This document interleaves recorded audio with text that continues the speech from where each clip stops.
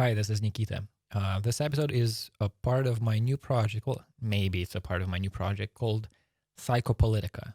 It's an illustrated newsletter that I do, and it's also a physical little magazine that I'm still working on. I'm trying to put together. And both are about the kinds of things that you will hear in this episode. You can get the first issue of that physical thing for free if you subscribe to the newsletter, share the link to it online, and send me your mailing address. So go to psychopolitica.com or psychopolitica.substack.com, and maybe you will like what you see there. Now, this episode features my conversation with science journalist, writer, and a friend of mine, John Horgan. It's actually two conversations that I glued together, and the reason I decided to air it this way is I didn't feel good about, not about the first conversation, but about my part of the first conversation. And it's because I talked too much, and I talked with a certain kind of carelessness bordering on arrogance at times. And it all has to do with certain kinds of drugs. You'll hear me talk about it more if you listen far enough into the conversation. So I just tried to course correct in the second installment. And so it made sense to me to put these things together so you hear what I perceive as a mistake and then what I perceive as a correction of the mistake. In any case, both John and I really enjoyed both of these conversations. We had a lot of fun, and I hope that you will enjoy them too. I also hope you will subscribe to that newsletter thing that I mentioned. I'm trying to put the next issue together as I'm recording this. So again, go to psychopolitica.com. Tell me what you think. And I'll see you in the comments either on YouTube or on Meaning of Life or on Substack. Talk to you later. Bye.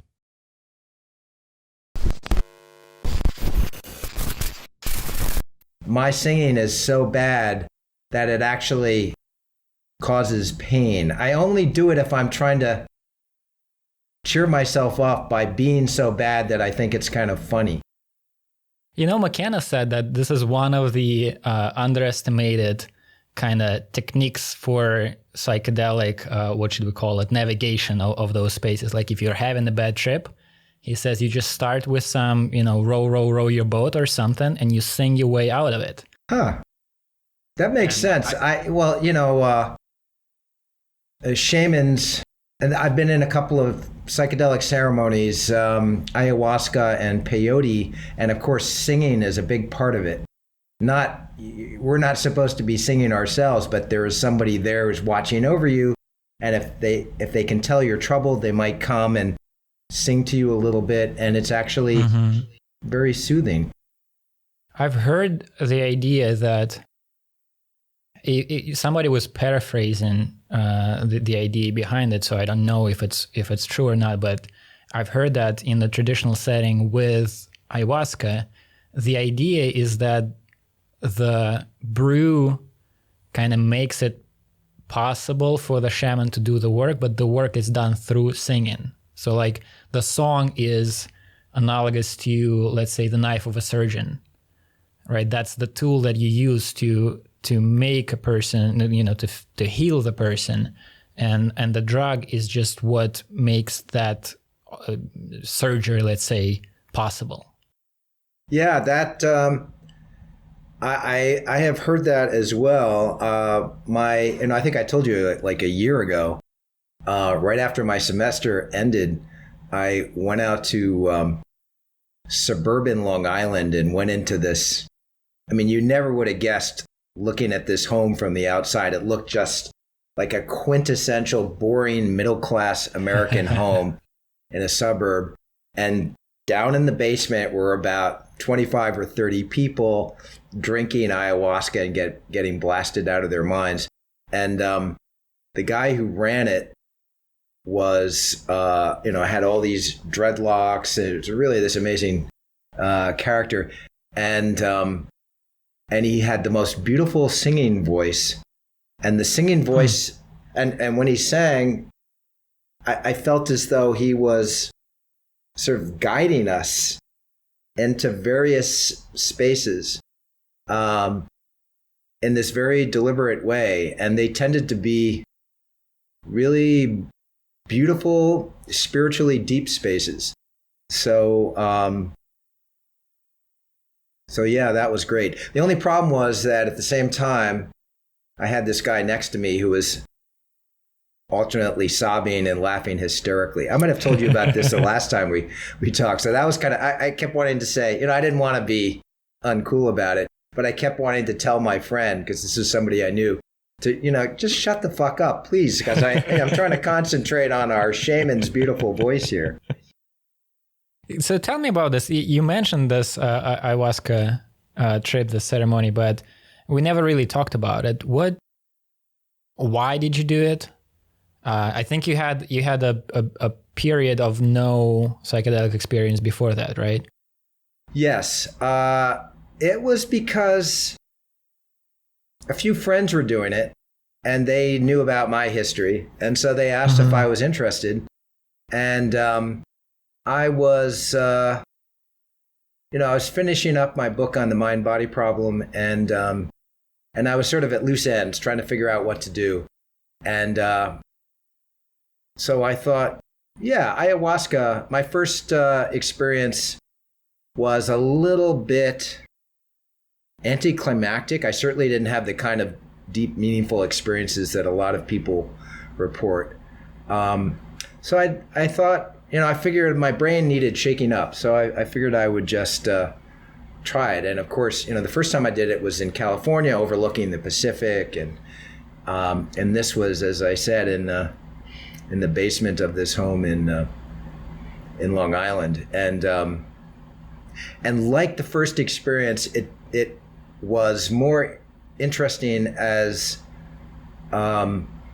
something, as a sociological phenomenon than as like a personal journey. Or sociological, you mean just being in that group, seeing how that works? Yeah. And that shaman to observe? So, it was almost like the stuff going on in my head. I was having all these, I had the regular psychedelic visions, especially these really vivid hallucinations that you get on ayahuasca. It's the DMT.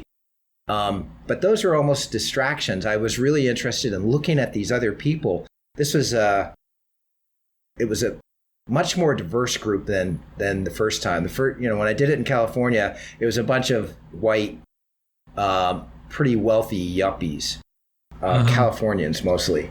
And this time it was, first of all, it was racially diverse. So it was about half of the people there were black and half white. The leader, the shaman, was a black man, and the owner of the home we were in was black.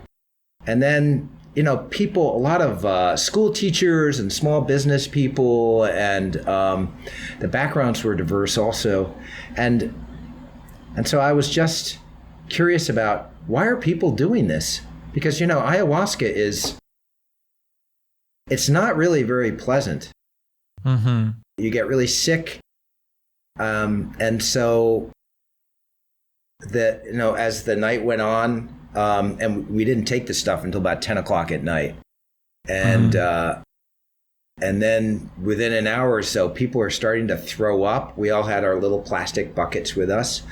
And then people were moaning and crying. And it's the obvious question is, why do we do this? And people had actually talked a little bit about it before and after, and it was sort of the same motivation as I had, which is they wanted to shake things up. Some of them have taken ayahuasca before and had very deep experiences and wanted to revisit that, or felt that there were loose ends that they wanted to try to tie up. So I have no desire to take ayahuasca again. It's not the drug it doesn't do much for me. I'd much rather take LSD or mushrooms. But and that's the only form in which you've taken DMT, right? Yes. And you've smoked DMT, right? I've smoked DMT. I smoked, pure DMT like 6 times. Wow. And I've also experimented a little bit with changa, which sometimes I've heard described as smokable ayahuasca. Uh-huh. And the idea is that pharmacologically, that's what it is. It is a mixture of the one plant that has DMT in it and the other plant that has, what do you call those, MIO inhibitors. So the stuff that allows DMT to be active. Yeah. And so it's a different, it's really interesting and weird. And I had a different experience on that than on DMT, because with DMT, it's a very clear, like, you smoke in as much as you can, and then you're in this experience and there's no way out of it. And it's, stark, the difference between the reality that you inhabited before you took the third toke and the one after. And with Changa, you can't just take those like 3 big tokes. It's this kind of, I don't know if it's bark or there's some kind of plant material, but it's kind of hard, and to smoke it from a pipe, it's a whole process, and you just need to smoke a lot of it, or at least that's how it works for me. I was doing it, there was nobody to guide me, and I just had some amount that I got. And so I've done it a few times, and most of those, I think I haven't gotten like the large enough dose. So I was in a weird space that I didn't know exist with DMT, which was not as intense and as like reality shattering as when you smoke the pure stuff. So like I was in my room, I could walk around. At one point I looked, there's this thing, people keep saying that you should not look in the mirror when you're on psychedelics, and everybody, when it's mentioned, everybody roll their eyes and go, oh yeah, you shouldn't do that.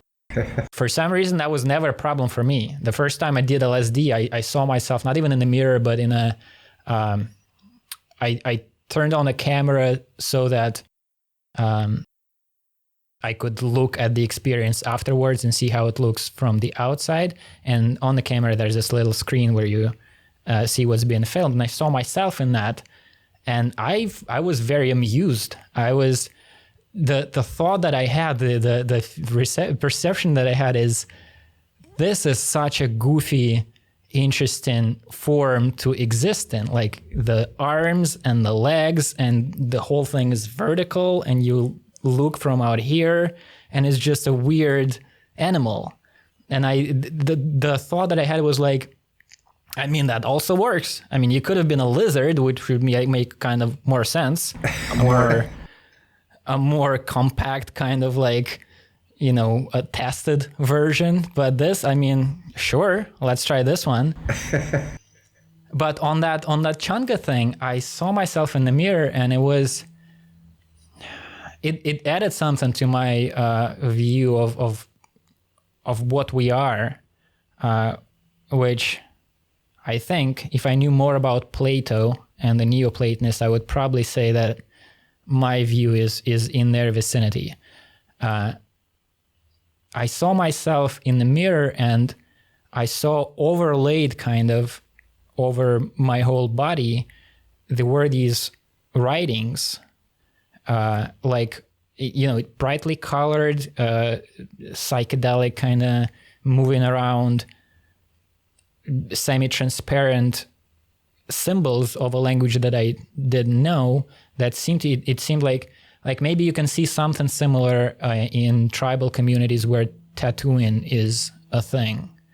So it's as if my whole body was covered in these like energetic tattoos or something. And my suspicion at the time was that it's some sort of a protective kind of code. Like I saw the way it felt, the way it made sense at the time, is that in the mirror, under the influence of this drug, I saw a meta version of myself, like a mythological, like if there are archetypes of different stories, different heroes, different, like in every mythology, you see a god that is all about war, right?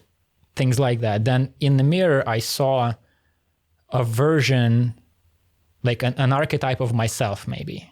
Like if there is some idea of what I could be, and the real me is just one instantiation of that idea, then in the mirror I saw that idea, like the meta Nikita. Like if I existed in a different reality, I would be a version of that. If I was born, 10,000 years ago, that'd be a person who would be a version of that thing of which I'm a version now.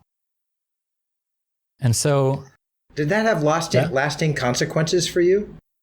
I mean, did you, when you came down, did you find that your idea of yourself and its relation to the rest of the world had actually changed, or was it just kind of this freaky thing that was fun to think about?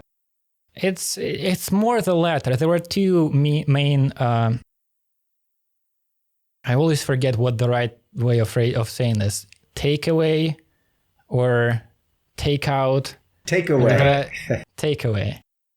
I've been embarrassed a few times when working in an English-speaking company, and I was like talking about some important meeting, and I was like, well, the real takeout here is this and that. And I'm like, are you talking about food? What do you... That's part of the charm, Nikita. Don't worry about that.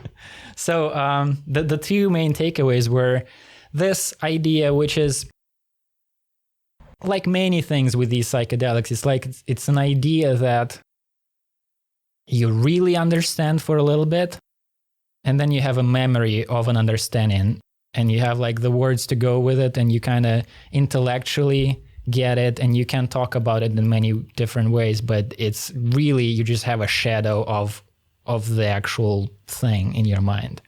And it's that thing with these, the general idea. I think I have a new relationship to this notion of the relationship between an idea of a thing and then a thing, right? Or an idea of a person and a person. And then the other thing really kind of fucked with me for a while was that I think it might have been in a different trip. I had this stuff and I tried it a few times until I ran out of it. And they all kind of merged for me, all those trips, because some were very mild. The first time I did it, I just tried a tiny little bit, and the effect was I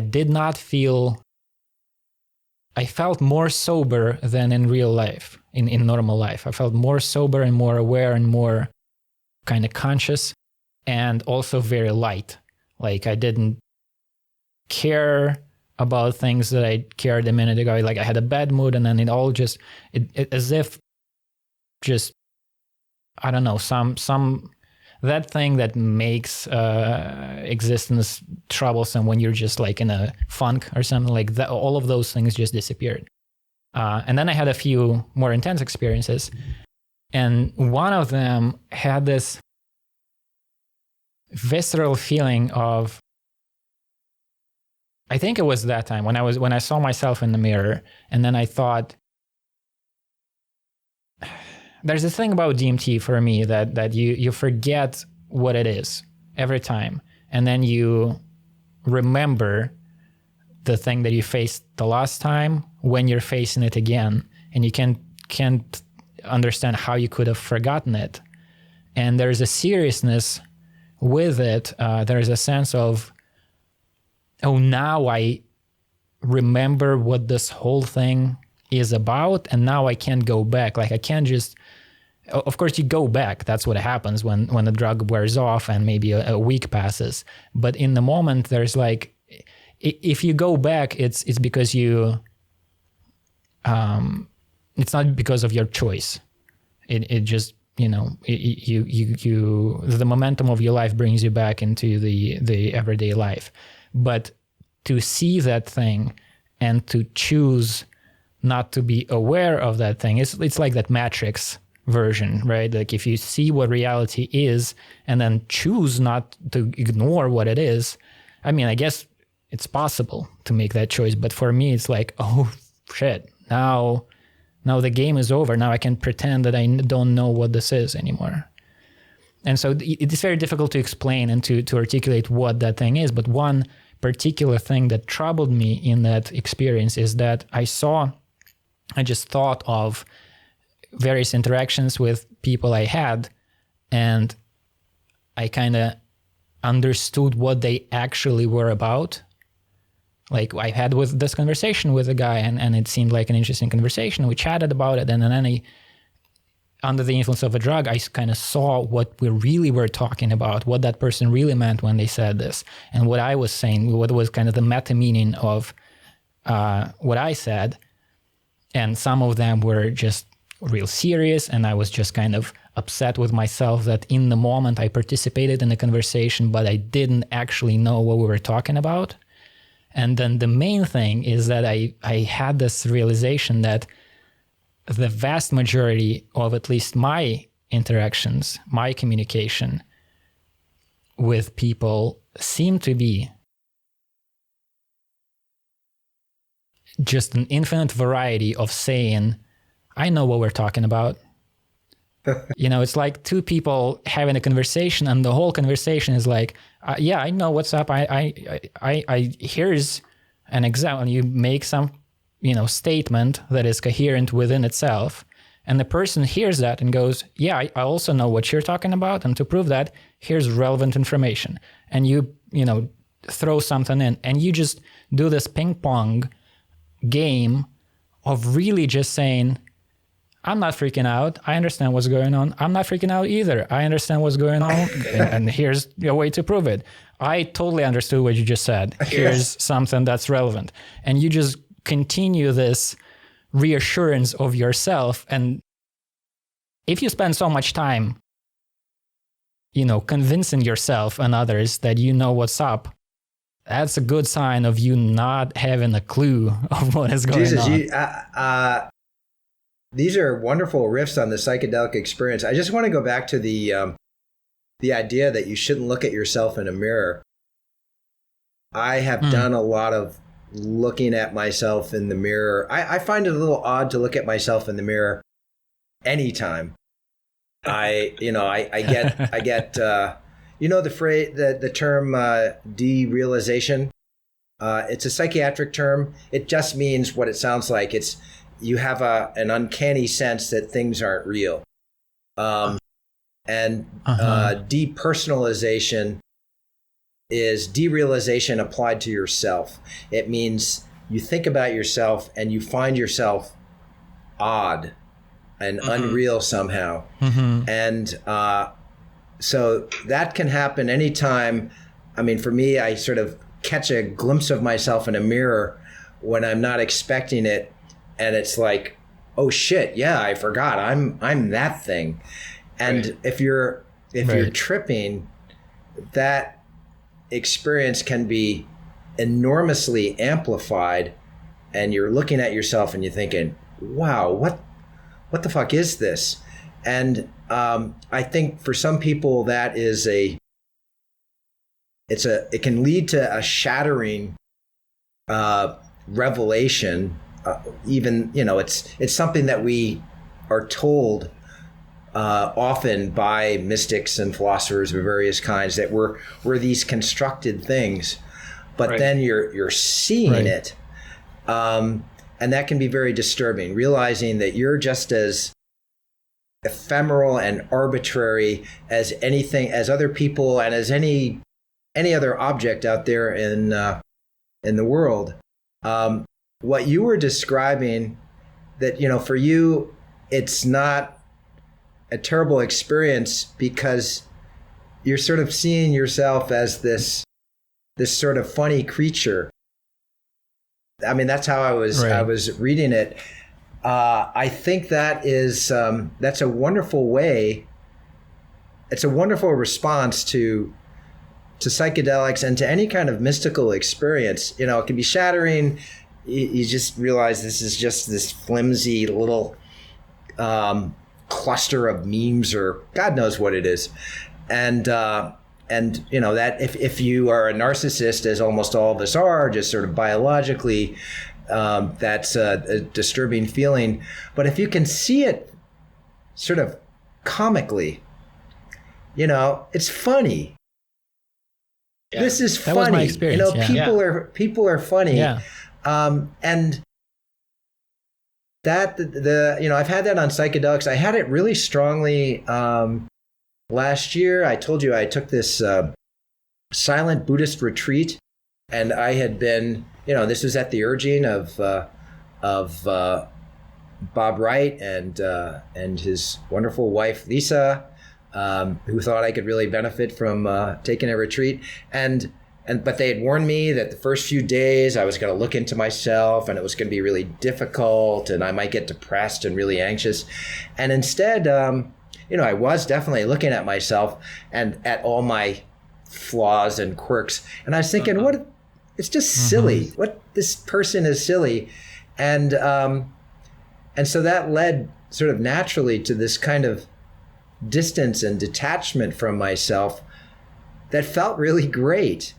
It's difficult, and that's had lasting consequences. So over the last year, I still have had feelings of, I get kind of sad sometimes, or I feel like I've been an asshole to somebody, and I feel guilty or ashamed, and I have those sorts of negative emotions, and they can grip me, and then I step back and remember, it's not worth taking seriously.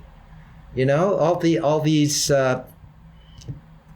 it's not worth thinking about yourself as though you really matter. Now, I still want to be responsible for myself. I still want to be happy and I want to be a decent person.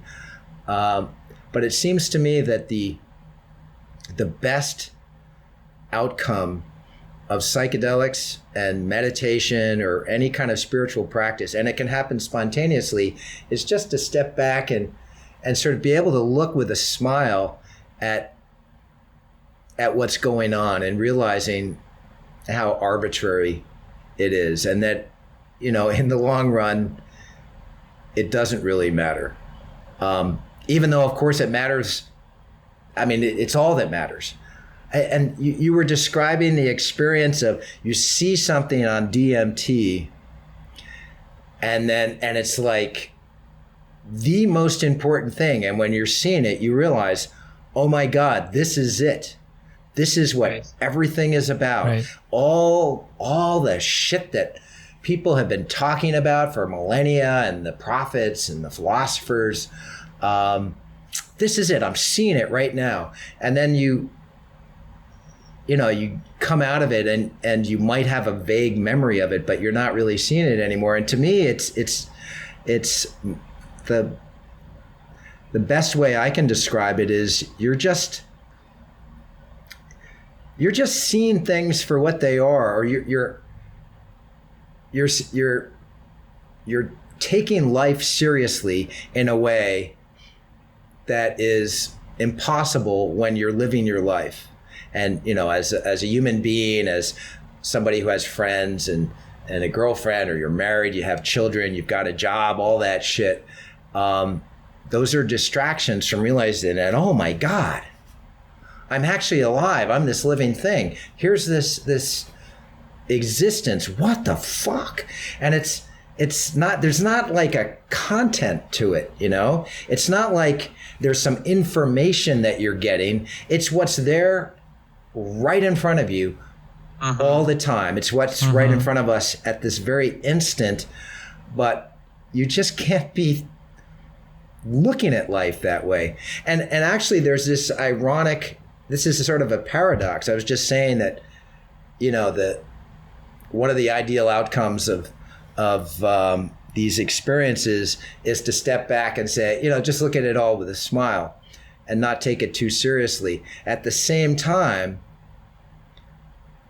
you're having your face just crushed into the seriousness of things. There is a way that I have to get those two things together, is the silliness and the seriousness of it, and it's I see it in children. Like when you see, when you're interacting with a child, a 3-year-old that's crying over, some, she hurt her finger or something, and she's going to forget, if you just snap your fingers or something, distract her for a second, she's going to forget about the drama that just happened to her. That what's happening to that child, on the one hand, it is absolutely no joke. That's a real anguish if the child is experiencing, suffering or trouble or fear or something. The anxiety of a little baby that can't control, especially if you think about a baby. It's, it's a thing that's aware and that can experience emotions and feelings and all of those things. And they have nothing under control. They can't move their hands and legs properly. They're not sure about breathing. It's the whole thing is a complete mess. I'm assuming that if you get into a mind of a little baby, it's a psychedelic trip that's never over. When a baby starts crying for no reason, I feel like, well, I would cry too. I've been, you've been here for fucking half a year, and it's not getting easier or making more sense. It's still this, confusing experience. And so when you think about troubles of a child of any age up until we start considering this childhood, like all of those from the adult perspective seem like it's just adorable that such little trifles make this drama, make up the drama of a human life in that age. And so it's, on the one hand, it's silly and adorable, and you can't really take it seriously, and it's going to pass, and it doesn't really matter that you I don't know, had something happen to you in kindergarten, got into a fight, and now you think that your best friend is not your friend anymore, and you're in this thing. It's goofy, but it's also more real than your fucking trouble at your job that doesn't matter as, like, in a sense, much of the adult experience matters less than the visceral, unadulterated experience of a child. And so that's kind of a perspective that I have sometimes in relation to my own issues and issues of people I love, and just seeing humans, like, we're engaged in this thing that is ultimately, it's similar to a game that children invent when they're left alone for a few hours. It's like this weird thing with rules are fluid, and you kind of invent them as you go on, and it's play, and it's this, like I sometimes look at our whole civilization and just go, well, this is adorable. Look at them. Look how invested they are in this thing. But again, it's all that we have. This is the real suffering or love or excitement or sense of profundity. In the DMT thing, one of the qualities of the DMT experience, less so of this Changa thing, but in DMT, I've always had this notion of that there are many polar opposites that seem to be united in that experience. And one of these unifications is, this is the most profound, important, serious things, but at the same time, there's humor to it, and there's some sense of irony in all of that. And moreover, the visual part of it sometimes really is a fucking cartoon. Like, you're interacting with these things that really look like they could be not even Disney cartoon, like a brightly colored, just children drawn, beautiful, but not what a serious painter would make. And so these, they kind of talked a lot about the self-dribbling machine elves. Right, self-dribbling jewel basketballs, aka self-transforming machine elves. He had a few of those. Do you have? So that there's a psychiatrist in New Mexico, Rick Strassman, who's done all these experiments with DMT. Somehow got permission to inject people with massive amounts of DMT back in the 90s, and record the results. And a number of people had experiences of they're encountering these entities, and some of the experiences were horrible and traumatizing, and they were the subjects were devoured by these creatures they encountered in this DMT netherworld. And Strassman, as a result of some of these disturbing experiences, cut the experiment short. And some people were saying these things are real. Yeah. And Strassman himself felt that he had to take seriously the possibility that these things were real. So I'm just curious, what sort of status do you give to these things that you're encountering? Well, it's an open question, or even a series of open questions for me. The latest experience, I haven't done pure DMT in a long time.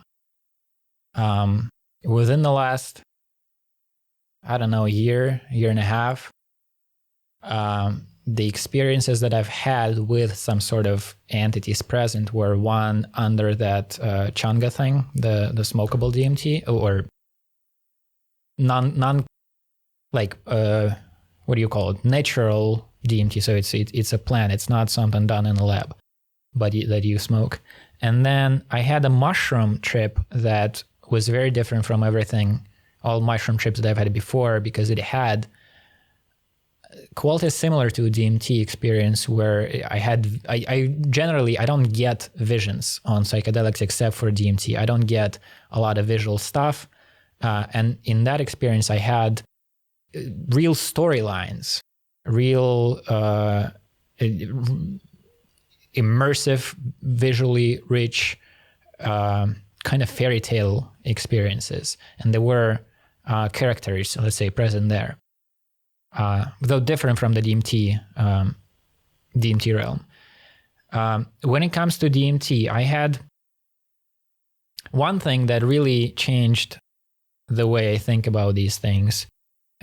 Came in the two trips, the two of my latest DMT trips. It was some years ago, but for some reason DMT trips come in pairs to me. Like the first one kind of opens up a whole set of questions, or like a whole field for investigation, and doesn't give me resolution. And then the second one kind of ties all these loose ends together.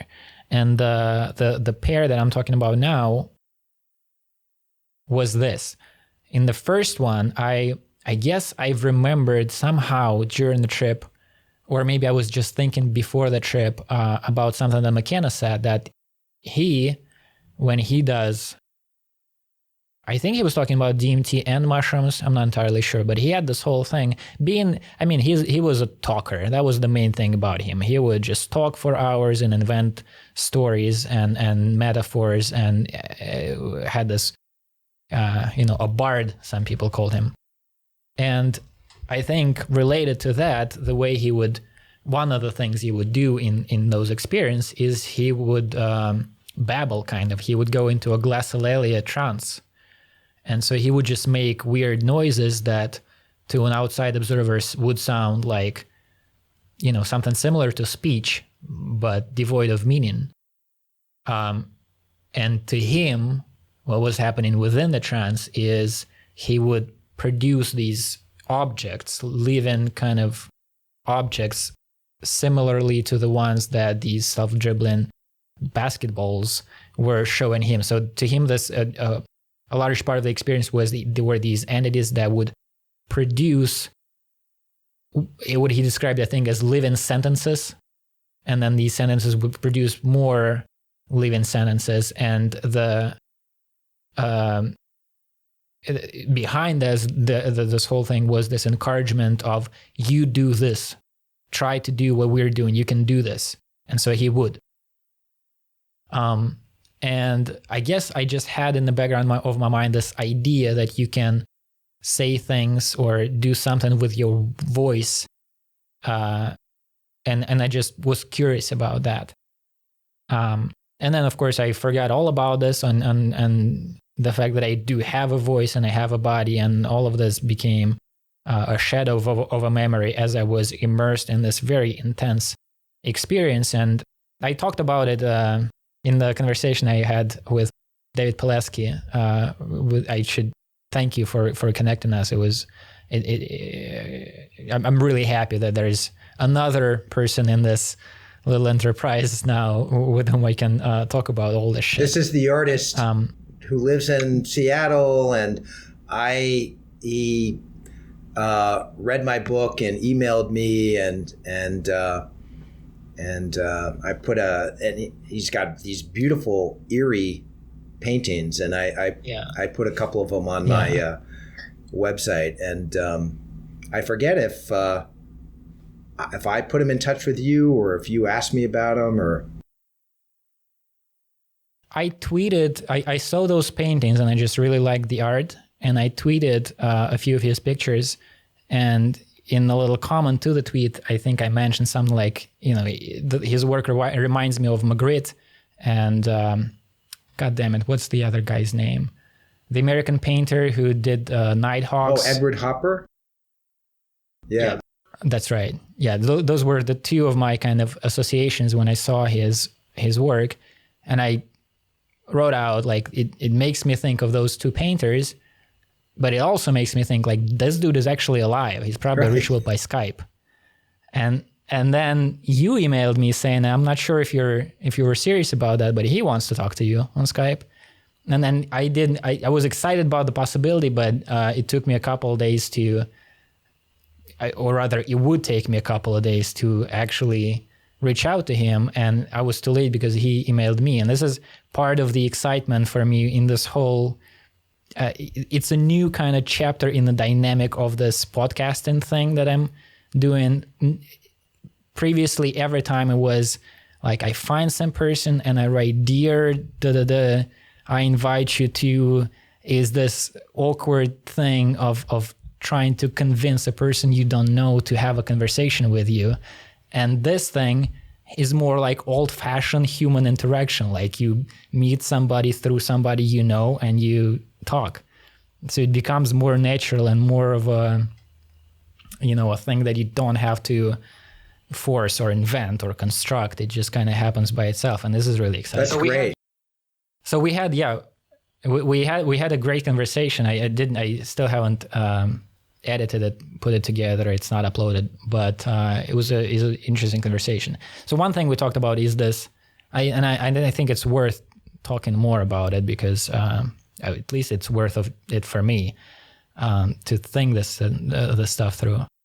So I had this trip which started in this place. The thing about DMT that has been consistent for me, and I think I've heard other people describe this feeling too, is you really feel that what you're interacting with or what you're experiencing is the thing. Like, that is reality at the fundamental level, and everything in the world is this.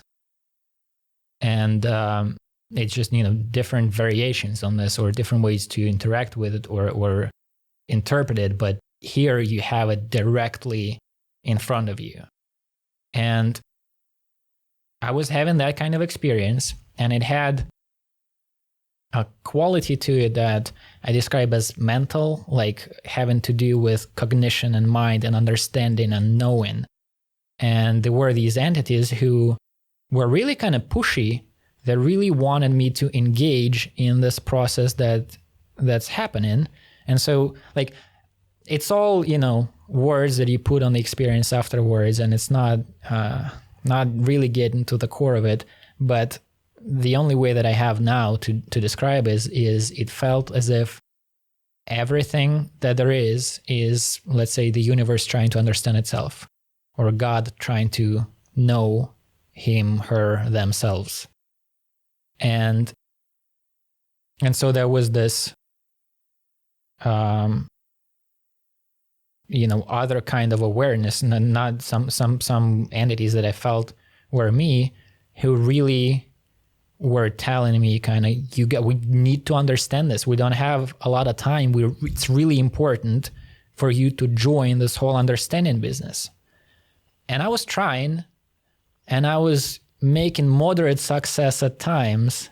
I would just go. I remember kind of this feeling of going like, oh, yeah, and then going, yeah, no, I don't get it. And so I was just kind of stuck in this, it's like you're almost starting to understand some, let's say, thing about quantum physics or something, something real complicated that I have a hard time grappling with.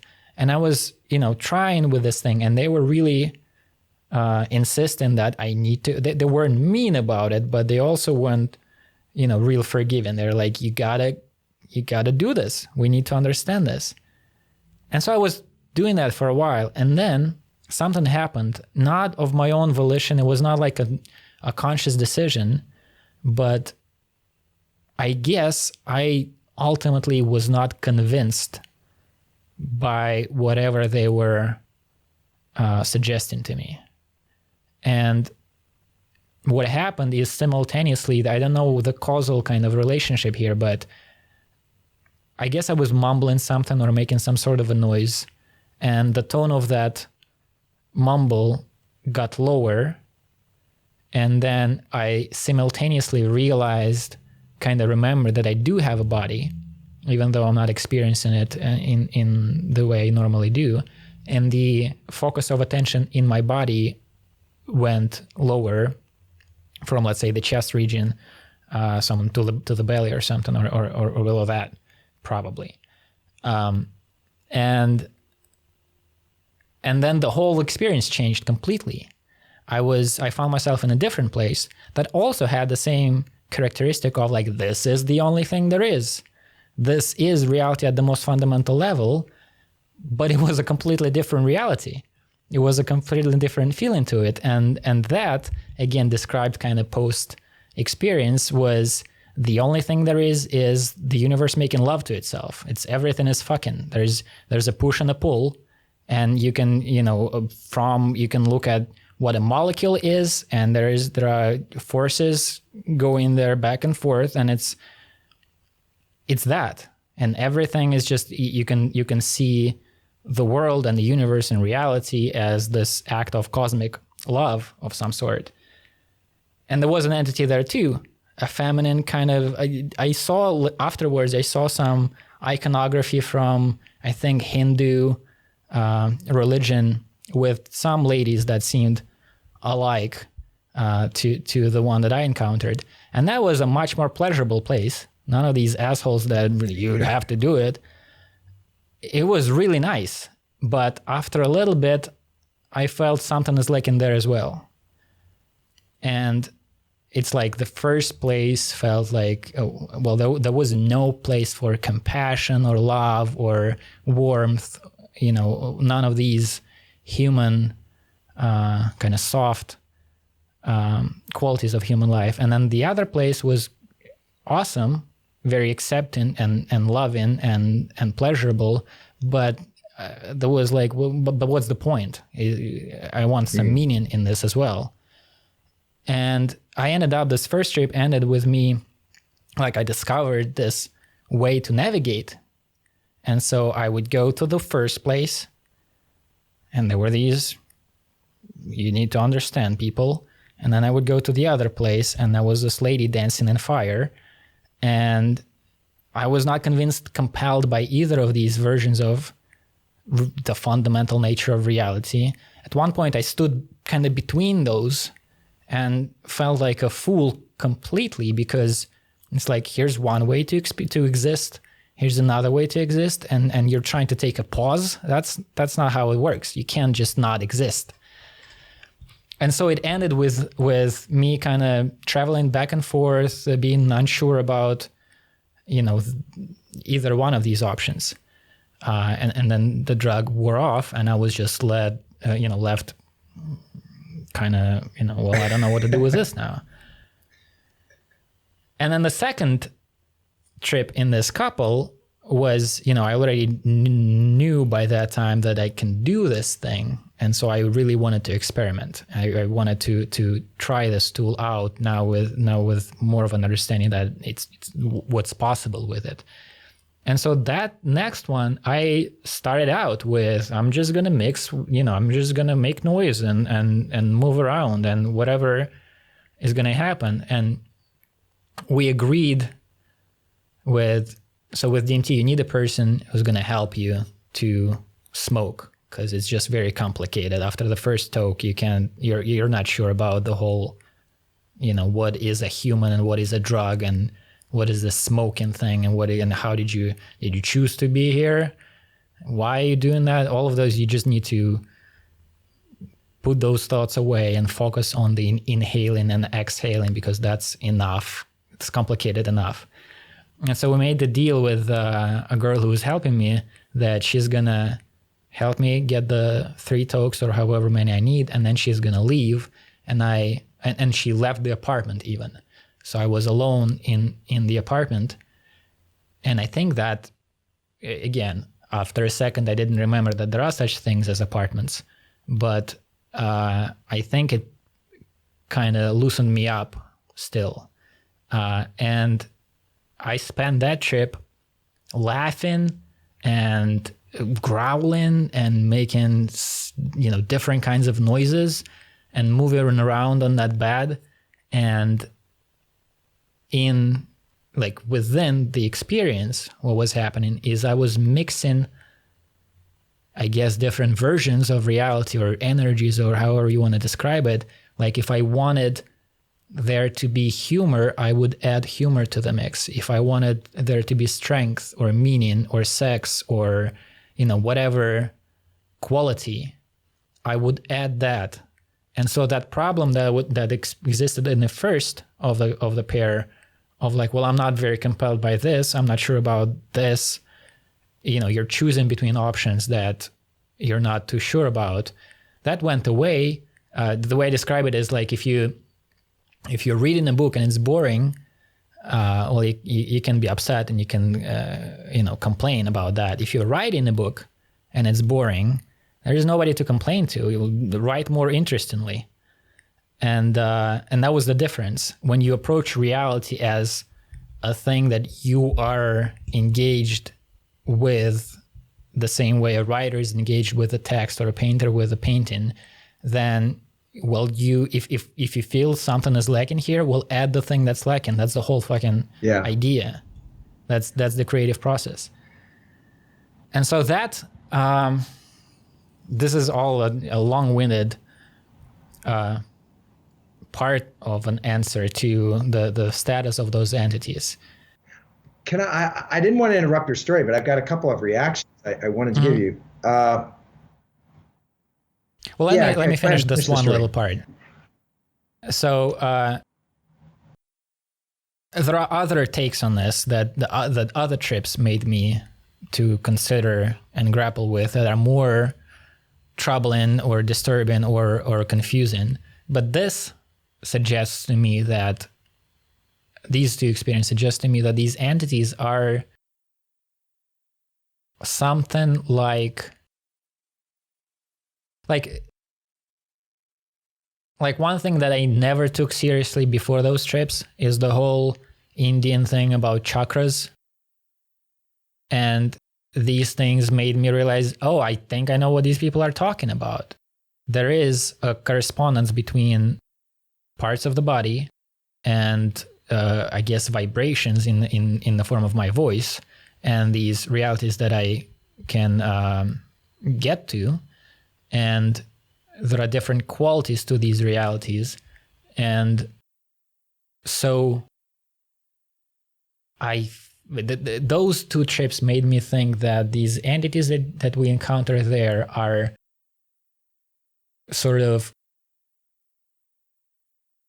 Like if you think of your own everyday consciousness, or maybe not everyday, but what human consciousness is it might be a place where different ways of relating to reality meet and get mixed into this one multidimensional experience.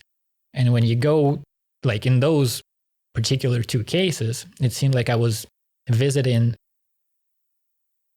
kind of worlds that make up my world. So you go here and it's the sexual dimension, let's say, and you go there and it's a mental kind of mind dimension.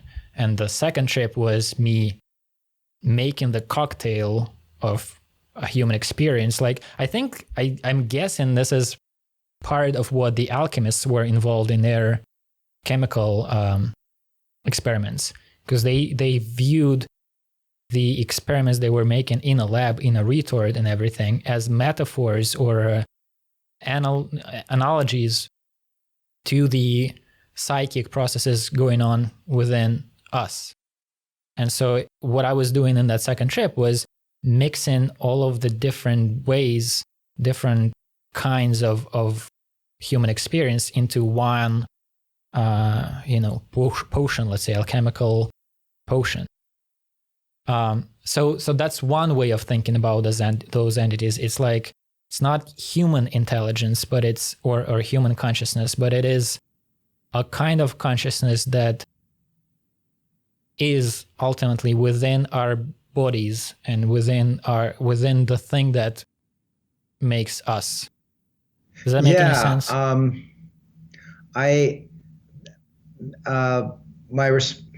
are a couple of things I thought of while you were telling this story. One is that McKenna. So this is reminding me of things that McKenna said, and I think, and so McKenna tried to answer the question, what is all this for? What's the point of this existence? And it could be that there's no point at all. And it just is, and it's this endlessly creative thing, and that's the point, just this constant creation. And that's kind of what McKenna concluded, which is that the point is just the generation of novelty over and over again. The point of creation is just more creation.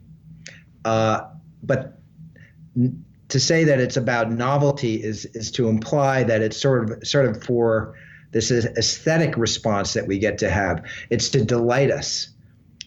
Just crazy shit happens and we go, oh wow. It's kind of the stoner's answer to the question of what's the meaning of life. The meaning of life is to be able to sit and go, wow, it's fucking awesome. I don't understand it, but it's really cool. I like looking at it. And that's what comes to mind when you're talking about these entities trying to exchange these incomprehensible word streams with you, or symbol streams, or whatever they are. It's not about the comprehension. It's sort of about this constant aesthetic interaction. And the problem I have with that is because, and maybe this is because I grew up Catholic, I still want something a little bit more meaningful than that, because there's suffering in the world. And, if you look at human history, and so McKenna, when I interviewed him, even said the Nazis brought a lot of novelty into the world. There was some crazy shit going on in World War II. And, he realized that sounded bad. So he said, we overcame the Nazis, and that was a good thing. But sometimes novelty entails a lot of suffering and destruction. So that amoral aspect to his particular idea bothered me a little bit. And this crops up in other mystical theologies. It's, the eternal dance. That's what it's about. And that's, I guess, why, like the monotheistic theologies are kind of appealing, because they say there's this moral dimension that, we're moving toward some kind of culmination of justice and peace and all that kind of stuff. I mean, that's all bullshit too. All these theologies are completely inadequate. Well, my sense is, again, from those trips, the thing that I took away, or one of the things I took away is, again, like, let's say you write in a book and you're trying to understand what this is about. And if you're a good writer, in my view, you're trying to make it about, it should be aesthetically pleasing. It should read easy, and there should be beautiful language there, but it shouldn't be just an exercise in making the words sound pretty. You want to put some meaning in that. And maybe you want to have a moral dimension to that. And the more things you can, then it's like there's not an answer. I guess the answer to what this is, or what dimensions there are to this thing, is not something that it's not something that's given. It's something that you need to figure out as the whole, like, you are engaging in it, you are making this. And the Nazis are a good example. Like, they had a shot. They could have made the world the way they viewed the world, right? Like, this is something, I don't know if this is a really disturbing thought, but like, let's say their idea that different races or different nationalities, like, some are superior and some are inferior, and they should not mix. Now, that's incorrect. That's like biologically not true. That's not what we're actually dealing with here. But if they succeeded, that could have become correct. They could have added a layer of condition to our reality that is not present in biology, is not present in the conditions with which we start. But maybe the Nazi police could make sure that the races can't mix, because if you mix, you're gonna be shot, right? And they could have made sure that certain populations, are deprived of education and healthy conditions for a healthy life, and condition them to become, less smart and whatever. You can mold the human being into something.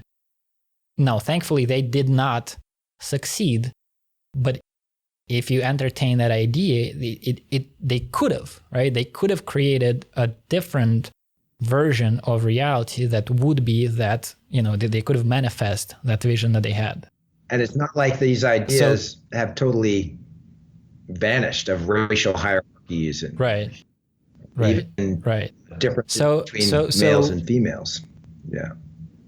Right. And so my sense is it depends on us what this thing is about, and whether there is the moral dimension to the experience. Depends whether we are gonna sort of develop those moral, I don't know what you want to call it, imagination, vision. You could imagine a world where humans, well, let's say we invent AI and make sure there is no morality to the way that thing operates, and then we let that thing rule the world and craft our society, and maybe we will die off, and then the only thing that's left is conscious machines that just don't have morality built into that, and then there's no morality in the world. There's no such thing in this reality that we have built. I think what you're saying is that if you take away the idea of a God that has a moral dimension, in fact, the morality, social justice, righteousness, and love, that is the substance of God. If you take that away, then then we're responsible for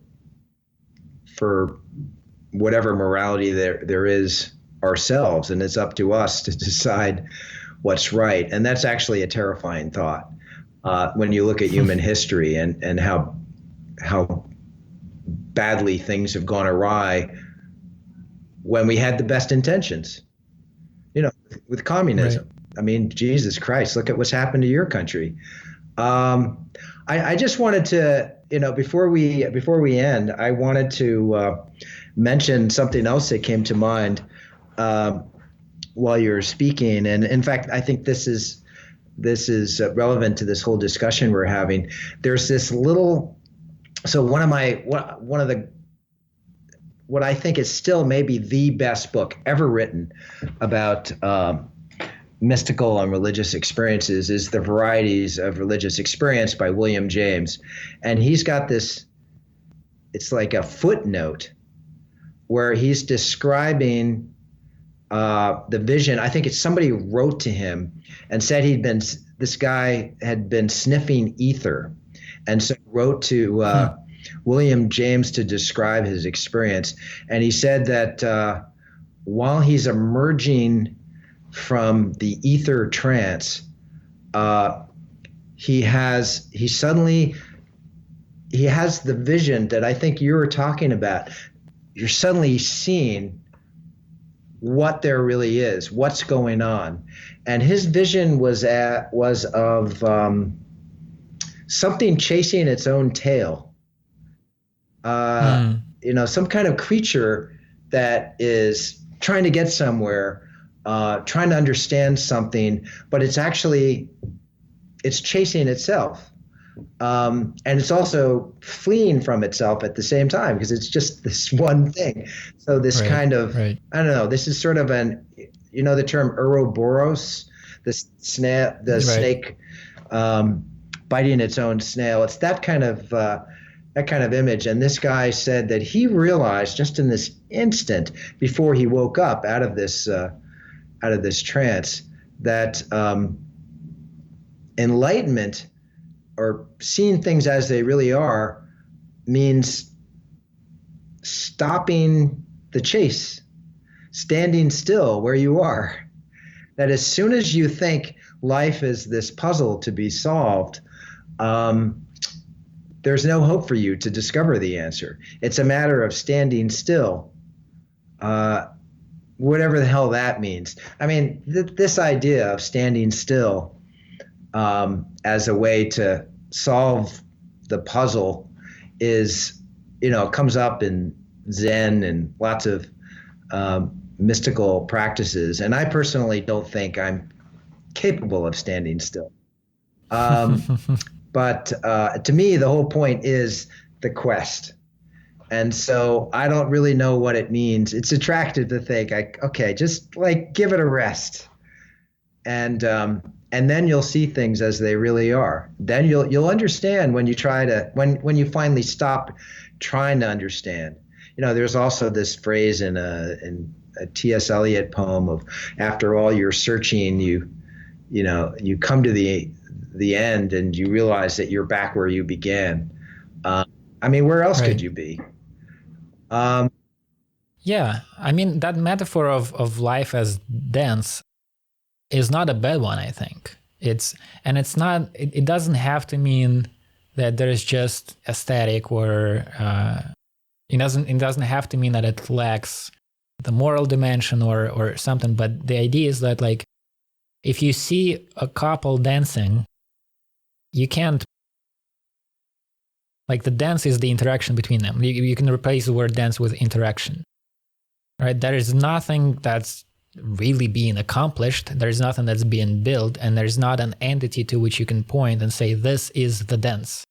The dance is the way, in case of an actual dance, it's like that there are two people dancing together, and the way they interact, the way they communicate, let's say, in this thing, is what is happening. It's not him that's happening or her that's happening, it's their interaction. And you can see that You can use that metaphor to describe the way, let's say, consciousness and matter interact, or spirit and matter, and then us. That's one of the ways that I think about what we are. We are not the body or the mind. We are the merging of these two things, or the interaction of consciousness and the body. We're nowhere without a body. I haven't had an experience that didn't have to do with my body, because the first thing that happened I was born. But I also didn't have an experience that was body without awareness, right? So it's the interaction between the two that is what I am. It's like I am a process of this interaction. And so then, yeah, I mean, you can't stand still. I mean, what happens if, let's say, we are talking about a dancing type situation, and there's one person goes, well, this is all pointless. You're not achieving anything. You're just chasing your own tails here. What you need to do is to stand still. And then, well, okay, you can do that. That's an option.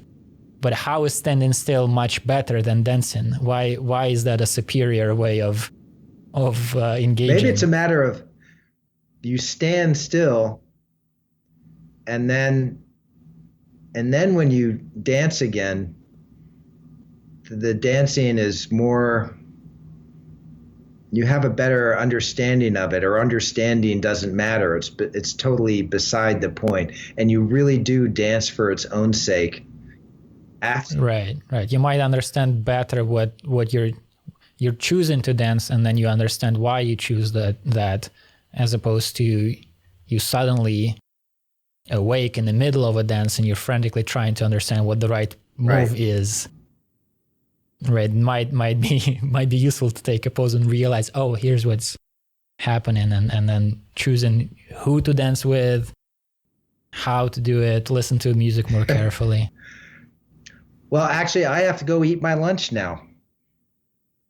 Okay. Do you want to do this again? I every time I forget that talking is easy. I've prepared, and I have all these topics that I wanted to talk to you about, and we didn't touch on them because we just started talking about other stuff. Listen, anytime. You know, I love, I don't know, every time we talk, we go off in all these different directions, and I had no idea what we were going to talk about this time, but everything that you've been saying is really fascinating to me. So, and there are very few people I can talk to about these sorts of experiences, and there are very few people who can express themselves when they're talking about being high on DMT or, God knows what. So. Right. I'm never sure whether I'm expressing whether it's intelligible to the other person. Well, when it I'm is to these me. Things. I don't know if it will be to God knows what those tough blogging heads, old timers will think of this. They've been pretty distressed at some of the stuff that I've been talking about recently. That's okay. They can be distressed. I don't have a problem me neither. with that. But anyway, so you just let me know when you want to talk again, and you know how to find me. I have a million things to talk about, but I need to figure out what Bring to it start on, with. man.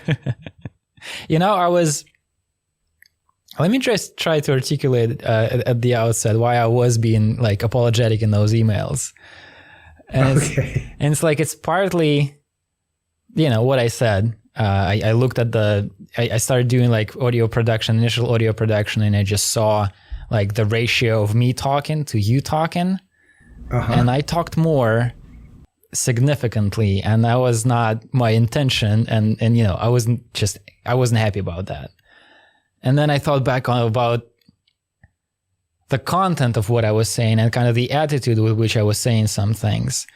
And apart from like the dynamics of the conversation, like I think it was probably coffee that was making me talk more than usual.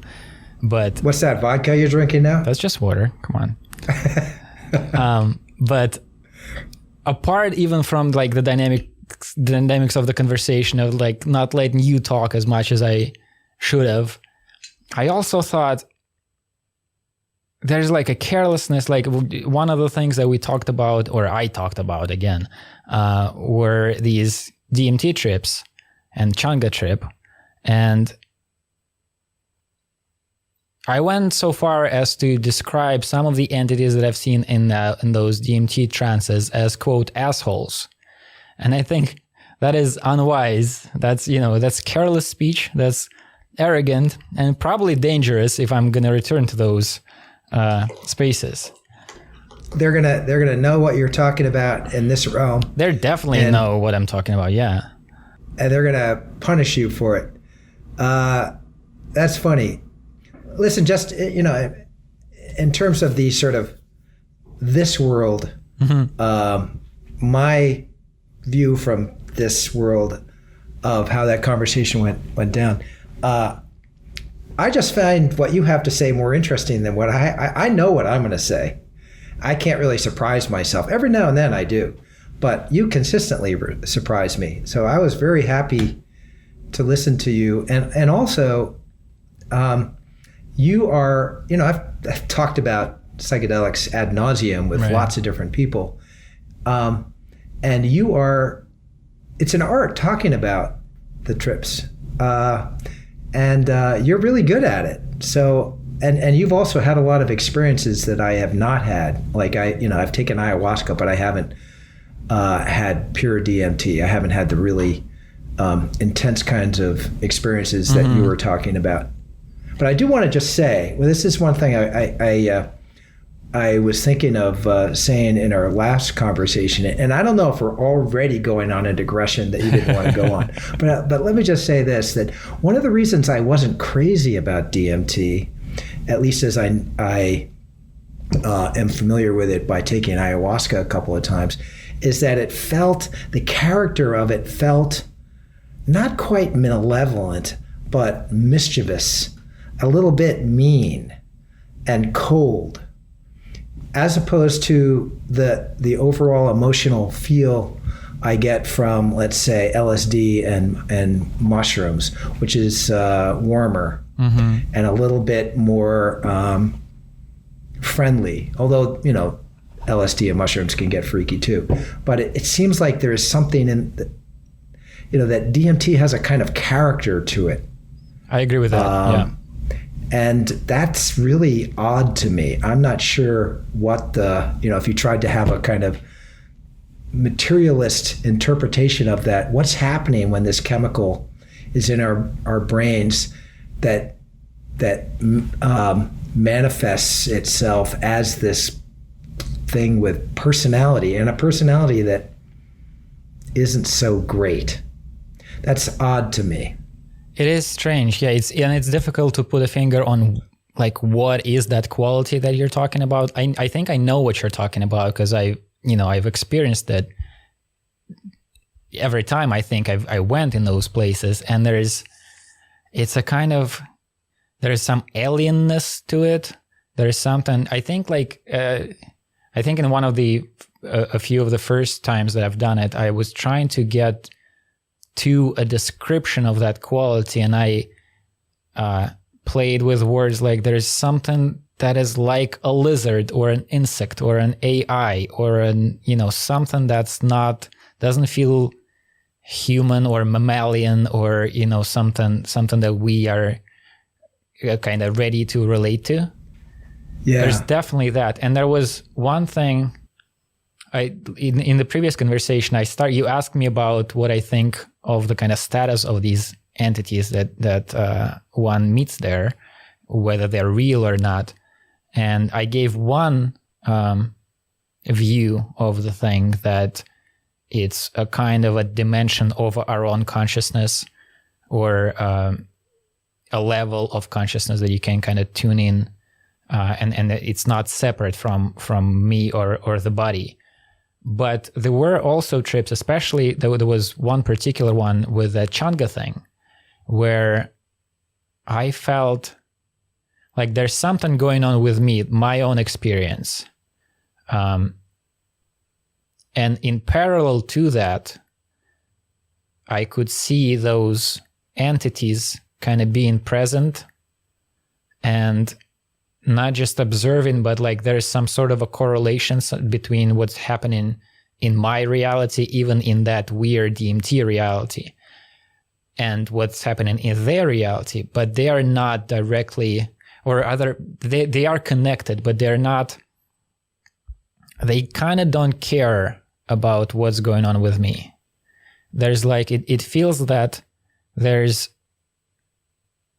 something they're getting out of my experience, and it almost, and it's actually connected to the previous. It's not a one-off. It's like I'm trying to step by step get to this part of what's going on with these DMT trips. And one of the things that seems that's happening there is,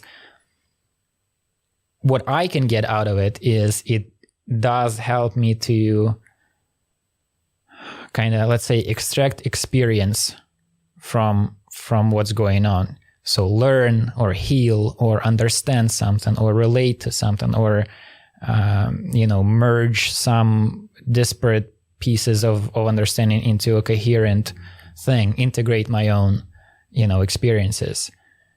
But it feels that in parallel to that, like that's my thing, that's what I could get of it. But part of the reason that thing is allowing me to do that is that completely separate from my reality, there's this reality of these strange entities that are getting something out of it themselves. And it's not that they really want me to like heal or be a better person or understand more things. It's just like through me understanding stuff, they're getting something out of the experience themselves. And so they're not, it doesn't feel they're malevolent. It doesn't feel that they have anything. In fact, it's a kind of non-zero sum relationship. I'm benefiting and they're benefiting, but they don't actually give a shit about me benefiting. Right.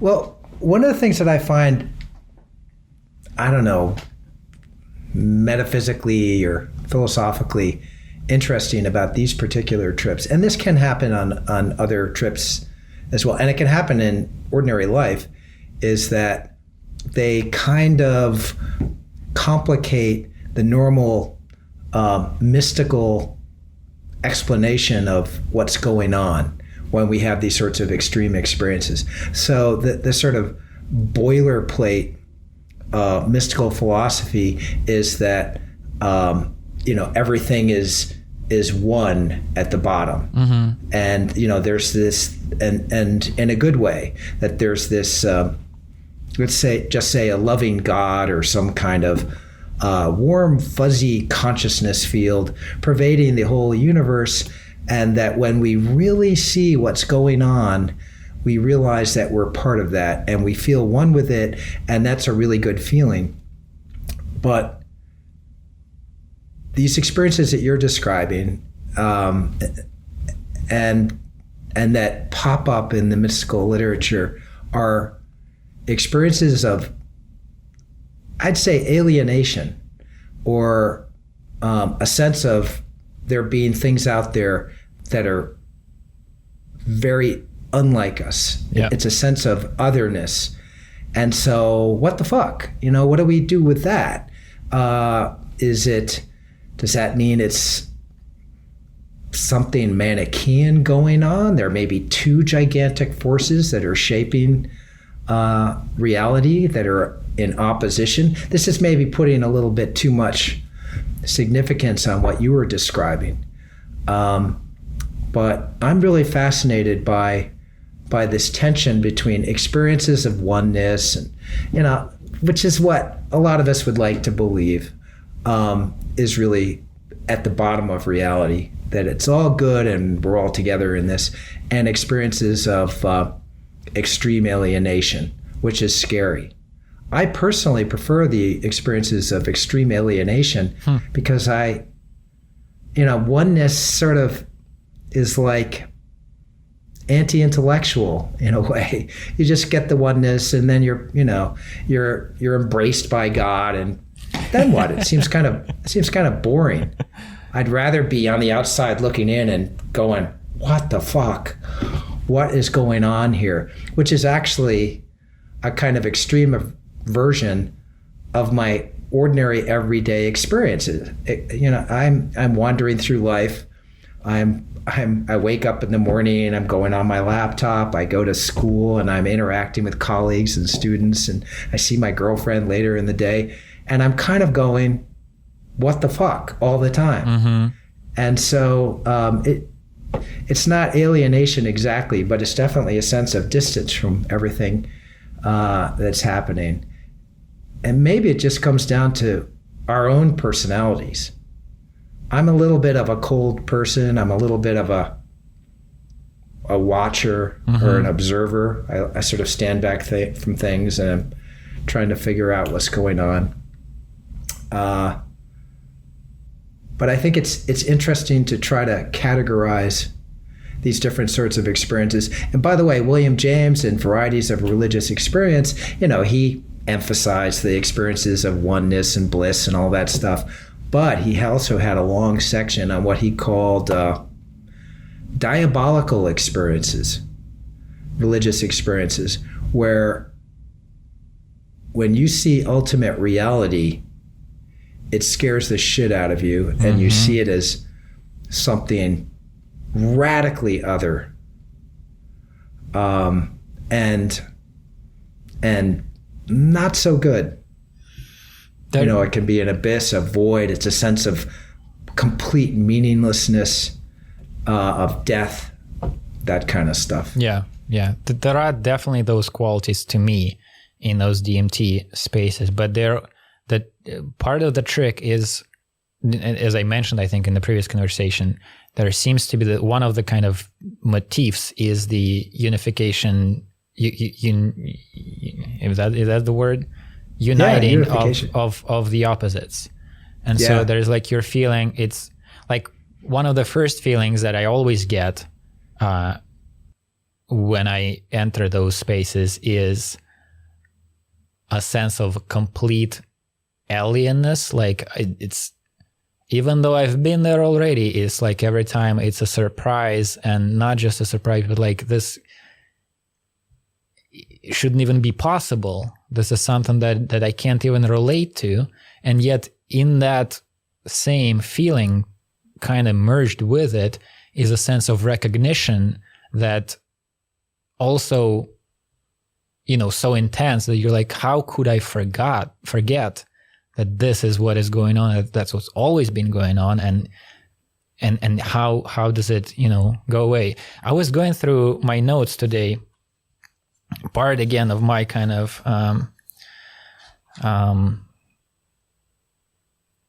not regret, but I'm trying to course correct a little bit with regards to the previous conversation. I found my notes from the Changa trip that we talked about that I took right after the experience. And it's, it's a common thing. You're like, it's this intense thing that just happened, and you just had it in your, entire being, this felt understanding of something. And now you already feel that it's slipping away, and you're trying to save some of it for yourself, not forget these things. And so I started writing it down. And I think the first lines are something like, how the hell do I forget it again? Like this, I've been there again, and I'm surprised by this revelation and by how, it slipped away the last time. And one of the things I talked about, turned out I did forget some of the things. In the previous conversation, I said that one of the things that kind of shook me up was this felt understanding that a large portion of my own kind of communication, not only like conversations with other people, but even just relation to the world or relation to myself, is this, what I said in the previous conversation, is this kind of repetition of the phrase, I know what I'm talking about. I consulted the notes that I took right after the trip. Apparently, it turned out I wrote down several of these sort of meta phrases that we keep repeating, or I keep repeating in a million different ways. And I think those were just I, as in like I exist. and then I know what's going on, and then everything is okay. And I think, again, I should be just speaking about my experience, but I think it's shared with many of us. Of we're just walking around and our conversations are like, I exist as well. And, everything's kind of, okay, I'm not freaking out either. And I know what we're talking about, and I know what we're talking about as well. And we're just trying to reassure ourselves and each other in these understandings. And the truth is, again, I should be speaking about myself. None of these are really true. It's why you're trying to reassure yourself, because you're not confident that you actually exist and you actually know what's going on and that everything is under your control. Do you know the phrase whistling past the graveyard? I've heard it. I don't know where it sort comes from. It's supposed to evoke this situation where there's something that's really scaring you or freaking you out, and you're pretending like it's not. Right. And so you're walking by the graveyard, you're being reminded of your mortality, but you're whistling, you're pretending that everything is cool. Right. And I think that's what you are describing here. And I really like this sense of human interactions as all being on this kind of higher level, a version of saying, I'm cool. You cool? All right. We're both cool here, right? Because in a way, we're all, well, first of all, we're all walking past graveyards. Yep. We're all mortal creatures. So death is right there. Yep. All the time. And then I also have, well, sometimes in my life more than others, have had a sense of myself as walking over a tightrope, walking over an abyss. And normally you're sort of walking on the tightrope and you forget that you're on it. But every now and then you look around and you realize that there are these vast spaces under you into which you could tumble at any time. And, what does it mean to fall off this narrow path that you're on? I guess it could be insanity or just seeing things as you see them in some of these experiences we're talking about, where the veil of normalcy is torn away, and you just realize that nobody really knows what the hell is going on. Yeah. Nobody really knows why we're here. It's this kind of really intense experience of your personal ignorance and the ignorance of humanity as well. And it's both a horrifying feeling and, to me, the most exhilarating, wonderful feeling that you can have, because you feel like you're seeing things as they really are at that moment, even though your experience of seeing things as they really are means you don't understand anything at all. I had a particular 4 seconds or something on a mushroom trip, during a mushroom trip, that speak directly to what you're talking about, and were terrifying and at the same time reassuring in a weird way. So there's a common thing that happens in psychedelic experiences where sometimes people start to freak out. What if I'm going to stay like this forever? Because that would be insanity. And I had a particularly kind of intense mushroom trip where at a certain moment I just felt so overwhelmed with everything, the experience, and so completely disoriented by the reality. I had all of my categories for approaching reality melted away, and I was just left with the experience, which is so vast, and there are so many things happening, and I have no handle on any of it whatsoever. And for a second I thought, what if I'll stay this way, this is the definition of insanity. There's a person who just has no handle on reality, and I'll be, sitting somewhere in the corner, and people will be feeding me food through a tube or whatever. I will not, you can't deal with the world at all in this state. And then I remembered it's a common fear. Like you know that this is a thing that people are afraid of, and all your knowledge points to this is going to pass in 3 hours or something. And then a different realization,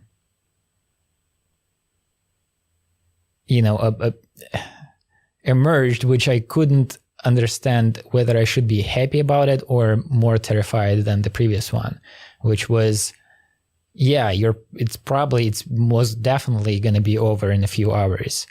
But what if the reason it's going to be over, not because you're in a weird state now and, this disturbance of consciousness is going to subside, but rather this is what's always been happening. You never have a handle on anything. And it's so difficult to deal with it every second of your being that at some point you get tired and you start ignoring this, how difficult and freaking out, how freaky the situation is. And you just, I continue to exist. So I've been alive for 31 years. So it seems like, I'll probably be alive tomorrow as well. And I think that's largely true. Like, we really don't know what's going on, even in the smallest details of like what I feel like I'm pretty much, having the situation under control right now. Like, I know who I am, I know where I am, I know what's going on. I even can operate these video cameras and whatnot. But at the foundational level, I don't even know what consciousness is. I don't even know what, if I exist, and what is it, the thing that I call I, and all these things.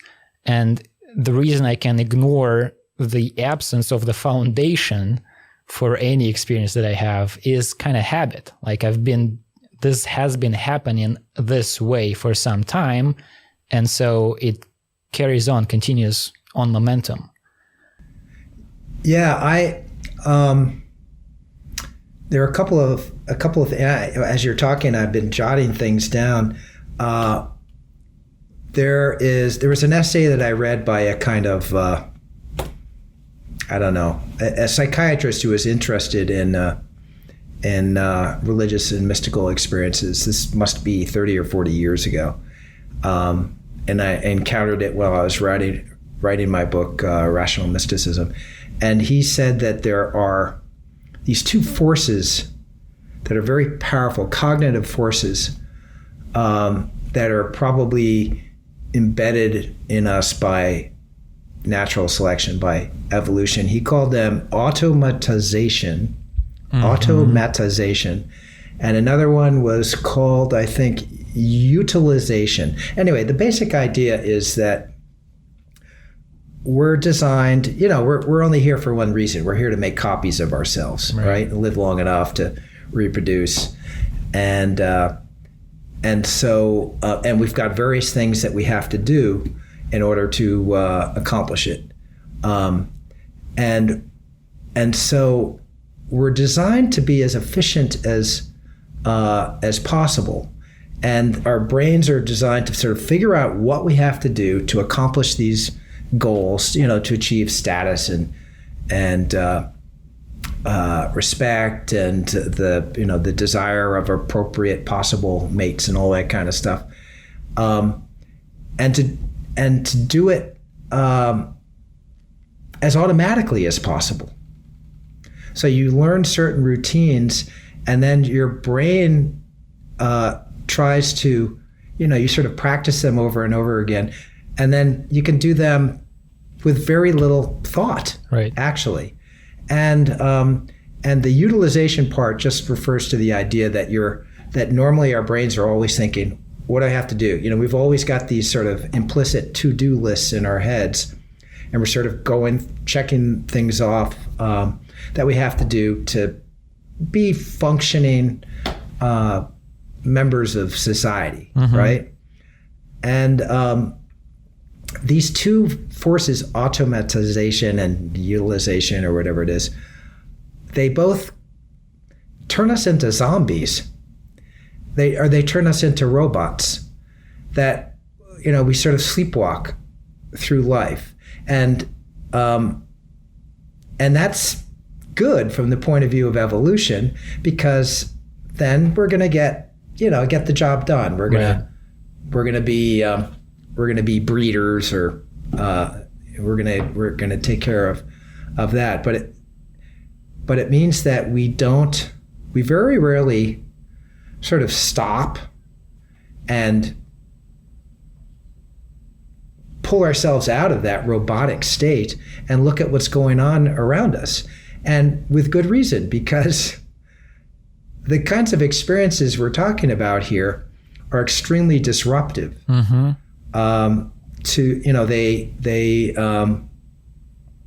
They can, you can land in a mental hospital. You can decide that pretty much everything that you are supposed to do is meaningless, is not worth doing. So in a way, I think sort of mysticism or these kinds of metaphysical realizations and experiences that we're talking about here really violate our fundamental biological nature, even though they are, of course, based in it also.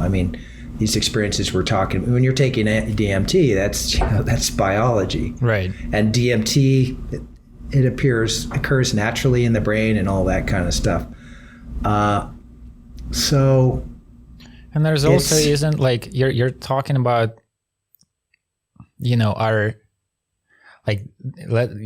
let's say those forces exist in natural selection and in our experience, but also natural selection led to the emergence of our species, which seems less automatic in its behavior than a mosquito, right? Yeah. So I my sense is there's always, like with these DMT things, where the two opposite things somehow end up merged together. I think that's part of what our species is about. We have those things that you're talking about, those forces or tendencies, but together with them, or alongside with them, or in an interplay with them, is this kind of striving for awareness or freedom, or yes, right? Yeah, we have curiosity, right? We have a sense of wonder that feels pretty deep rooted too, and we have a sense of beauty, and you can come up with evolutionary explanations of that we should sort of get some pleasure and just being part of nature and gazing upon nature, because that makes us want to be alive long enough to breed. This is the thing about evolutionary psychology, is anybody can play the game, but there's a tension there, between these two parts of it, parts of ourselves, between the part that sort of wants to go out in the world and learn things and see things, the part that's excited by novelty, and the part that just is sort of trudging through days blindly, really. In a way, you can see art and philosophy, science, a lot of these creative disciplines we have as attempts to help us overcome our tendencies to become like robots. And they do a pretty good job of it. But anyway, I'm sure you have other things you wanted to talk about. I could talk about this forever. Let me just say one thing, that a couple of names that I jotted down. One is Alan Watts, the very popular philosopher. I think he was British, and helped popularize Zen and Eastern mysticism in the 60s and 70s. And he has a little book called The Taboo Against Knowing Who We Really Are. Mm-hmm. And he was, I think, talking about what I was just describing, which is this tendency that humans have not to want to think about things too deeply and to be afraid of some of these experiences where you suddenly, the bottom drops out. Right. And you realize that you are walking across a tightrope. Another writer, he's really my favorite writer, is Borges. I forget if we've talked about him before. George Borges, Argentinian writer. And he's got all these little stories. My favorite stories of his are these little fables about the perils of knowledge and too much curiosity, mm-hmm.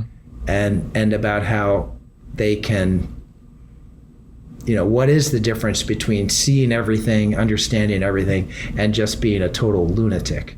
Right.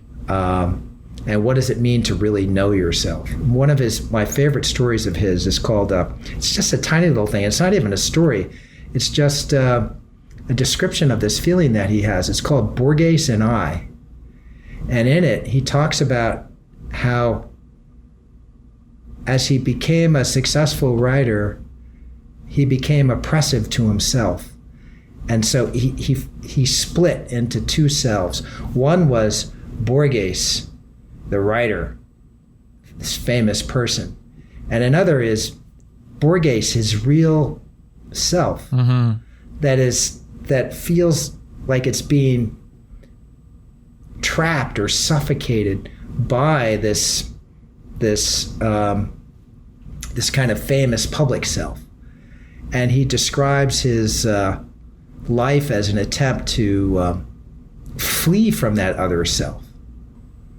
Of course, he is that other self at the same time. Flee from which of these two? He's the real sort of private Borges is trying to flee from this other oppressive Borges, and I've always felt like that's a really potent metaphor, and it has something maybe to do with some of these experiences that we're describing, where you're seeing things, and simultaneously you're seeing a part of you, and you're seeing something that's other than you. So it's simultaneously yourself you're seeing, and something that's a little bit frightening and oppressive that you're seeing. Borges and I. That makes sense. Yeah. Take you about 3 minutes to read it. Yeah, I've read some things of his, mostly these little short stories, and he definitely speaks, like his whole method it has to do with those things that we're talking about, and which are one of my main interests. But I have always kind of struggled with him a little bit because he somehow feels, I don't know, cold or something. There is some. Oh, he's very cold. Yeah. But he definitely, there's the last thing that I've read of his was, I forget what it's called, but it's it reads like a little, almost like a Wikipedia entry or something about a sect that has some, maybe it's called the sect of the Phoenix or the cult of the Phoenix or something. And he describes this community of people or a tradition that has been around forever and is difficult to pin down. He says like there are, I'm gonna butcher it, but there are like he lists some qualities about it, and he's like, well, they have a ritual that has something to do with wax or this, and they have a ritual involves something round, can be done by a child, can be done by one initiate to another. He's describing this thing and like the kinds of people that were involved or are involved in this movement or culture or whatever, and he says that they can be the members of the sect can be met in every class, in every nationality. And it's also like a couple of pages, 3 pages, and we end up feeling there's this thing of circling something, of kind of pointing not to the thing itself, but around it so that you can get closer to it. And the sense that you get in the end is you feel like you maybe belong to that sect that he's talking about, and maybe you've participated in that ritual. And it made me think about like all of the people with whom I'm connected, like my friends, or, you know, sometimes you click with a person and there's a sense of recognition. You might just meet a person and you're just having the first conversation ever, but there's a sense of recognition, like that guy gets it, and you can't explain what it is that he gets. Yeah. But there's a sense like this description that he puts forth somehow simultaneously is not a description at all. Like there's not anything concrete that he said that you can actually apply then, but at the same time feels like, oh, he knows about the secret cult. And I forgot about the secret cult. I'm probably a member of a secret cult. There's this slippery thing there that's really exciting. Yeah. One of my favorite stories of his is, and I've tried making my students read it over the last couple of years, and I think most of them are baffled by it. It's called the Zahir. And the Zahir is, it's a thing that represents everything. And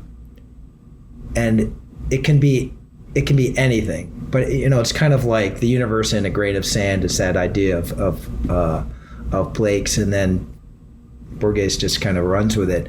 And the story is told from the point of view of a guy who he receives a coin in a bar or something, and he looks at it, and he has a reaction to it. He realizes it's significant somehow, but then he puts it in his pocket, but then he can't stop thinking about it.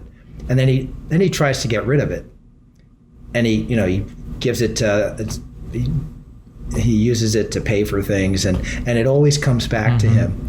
And at some point he gives up, and he realizes that this is the Zahir. That means this is ultimate knowledge, and he's just going to think about it all the time, and he realizes that he's going insane, but he also realizes that no, he's going to know everything, but he has to leave the world behind to do that. So it becomes this really kind of creepy little fable about what it means to know everything, what it means to have some of these visions where you see, you're seeing God. That the thing is like an emblem of God, right? And that it's what everybody wants. And also it's the worst thing that can possibly happen to you, because it means you lose everything at the same time. He's really good at those sorts of paradoxes. Yep. At describing, describing some of the paradoxes that come up in philosophy and mysticism, where, we want knowledge, but Borges is sort of saying, be careful what you ask for. Because if you really get what you say you want, it's a kind of death. Yeah. It can be a terrible thing. And it relates, I think, to, again, that this post-Changa feeling that I had of most of the time, we really don't understand what it is that we're saying even. And so you should try to understand, the sense that I had is it's in those like peak experiences, at the peak of a DMT trip is when I am in the process of understanding what's going on. Not even that I understand what's going on, but at least that this process of understanding is happening. And then and it's not just about psychedelics. I mean, you can get there through meditation, or there's like a degree of that you can get closer to that understanding in your daily life, and then you can get further from it. And most of, again, my life at least, is spent in this kind of blind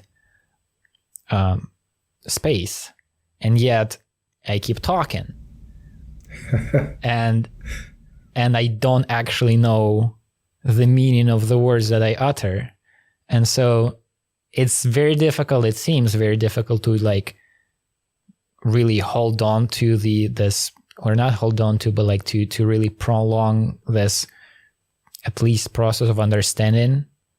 But if that's difficult, then at least the least we should be doing is to be aware that we're not really aware. You know what I'm saying? Right.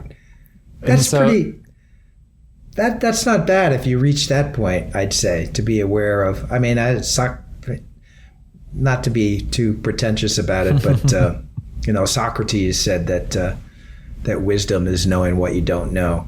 Right. And I think there's this medieval mystic, Christian mystic, Meister Eckhart. Heard the name, never read him. He's apart from quotes on Twitter. Yeah, he's really, that's great. He's this very odd figure because he's very modern in some ways, but he seems to have been a complete mystic, but who also was a fantastic writer, very charismatic and eloquent. But he talks about these God experiences that he's having constantly, but it's very sophisticated. He talks about God kind of the way that Nietzsche does, as something that we create. It's the ultimate reality, but it's also we create it. And he comes very close to saying that we are God, and which got him into trouble with the church authorities. This is in, I think, 15th or 16th century. And but he says of God, he said, God comes and goes, and God's not there all the time. And I took that to mean that our experience of God comes and goes. You can't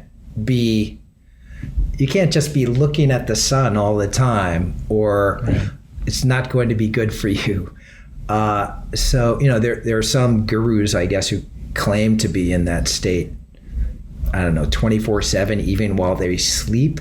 In fact, I've talked to people who say that they remain lucid all the way through their sleep, while they're dreaming, and even in deep sleep when they're not dreaming, they're awake. And I'm not sure if I even believe in that. But anyway, Meister Eckhart said, this is an experience that comes and goes.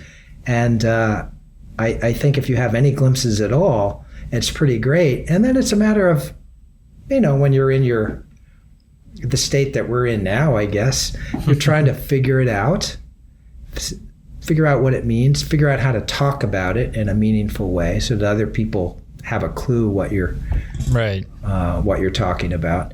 And that's pretty great if you can do that. Yeah, and just not be a dick while you're at it, which is challenging, a little challenging, Right. I had sorry, go ahead. Yeah, well, I was going to say there's a line that popped into my head when I was interviewing a lot of mystics and gurus, and this is about 20 years ago now. Was I'm enlightened and you're not. Like there's a smugness that certain mystics have. It came to mind when I was interviewing a guy named Ken Wilber, who's this kind of I can see that. I could never get in. Many people said, not even suggested, but like told me I need to read or get acquainted with him, and I could not get through just the sense that I'm getting from him. Like, that's an asshole. I can't even, and I don't have a good argument for it. It's not like he said something in particular that I have a moral objection to, but I can't even get to the things that he's saying because of this powerful sense of that guy should not be listened to. he's a big know-it-all. Yeah. And the thing is, he does know a lot. I've spent a few hours with him. He's a weird guy because he's got a big ego and he is kind of an asshole, but he knows he's an asshole and he feels a little bad about it. That's good. So right. he's kind of adorable at the same time. Adorable is maybe a little too strong. But yeah, that is again, it's one of these paradoxes of mysticism. It's supposed to be about recognizing our commonality, but it all leads to these hierarchies where, here's the enlightened person up here telling everybody else what to do and what to think. Yeah, so it's all very tricky. Yeah. There's not a lot of time left. I want to ask you, I'm not going to be able to ask you all the things I wanted to ask you, but tell me about your new book project. Oh, okay. It's actually a book that I wrote when I hit my mid-50s, late 50s, when I was pushing 60. I started, thinking about I'm going to be dead soon, mm-hmm. or I'm going to be senile, and so I thought, I want to. What do I want to do in the time I have left? And I decided I would undertake a couple of experimental book projects, and one of them was to write a stream of consciousness account of a day in the life of a science writer mm-hmm. and teacher, and so I spent about like a year working on this thing and it was really fun because it gave me an excuse to sort of pay close attention to everything that happened to me in both outside and inside over the course of a day. As soon as I woke up, what am I thinking about? And I even went so far as to, I took a digital recorder with me and I started recording conversations with friends, with colleagues at my school.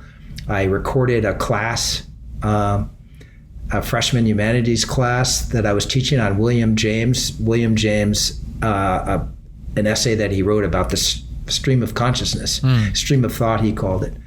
And I recorded some conversations with my girlfriend, and I sort of spliced all this together into this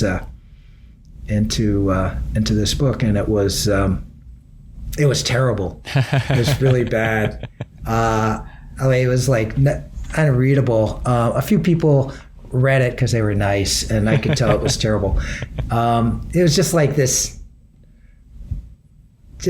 like big mass of undigested stuff. And but then a friend of mine who has a little publishing house recently, I just mentioned this project, and he said it sounded interesting and maybe he'd be interested in publishing it. So I'm rewriting the whole thing, trying to turn it into something that somebody might actually want to read. And it's fun. It's fun.